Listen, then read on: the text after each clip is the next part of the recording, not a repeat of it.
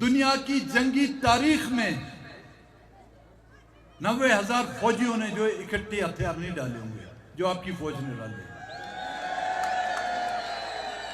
یہ بھی اپنی نصاب کی کتابوں میں ڈال دیں کہ آپ کی آنے والی 10 نسلیں وہ بھی پڑھیں. اپنی نصاب کی کتابوں میں یہ بھی ڈال دیں کہ ان 90,000 فوجیوں کے نہ صرف ہتھیار بلکہ ان کی پتلونیں بھی آج دن تک وہاں پہ ٹانگی ہوئی ہیں. یہ بھی ان میں ڈال دیں. یہ بھی ان میں ڈال دیں کہ جنگ ہار چکے تھے لیکن آپ کے ٹیلی ویژن اور ریڈیو پہ خبریں آ رہی تھی کہ جی ہم نے پتہ نہیں کون کون سے ہندوستان کے جو علاقے فتح کر لیے.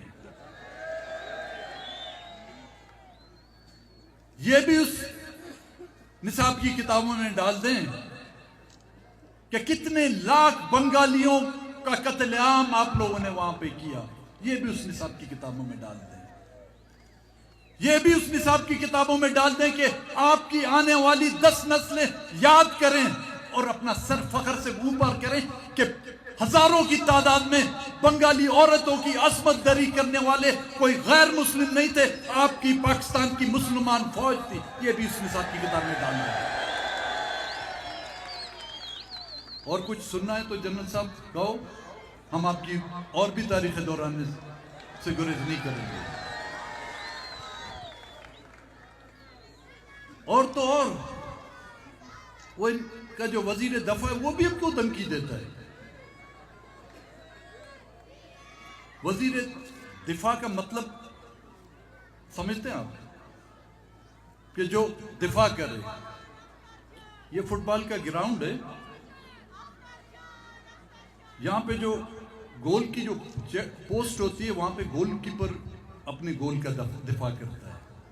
اور بدبخت تم میں اتنی دفاع کی صلاحیت نہیں ہے جو فٹ بال کے گول کیپر میں جو ہے وہ صلاحیت ہو کہ وہ اپنے گول کا تحفظ کرے. جب کوئی فوج آئے گی سب سے پہلے تم بھاگو گے. تمہاری حیثیت وزیر دفاع کی جو ہے دفاع کی وہ اس گول کیپر سے بھی بہت کم کی ہے.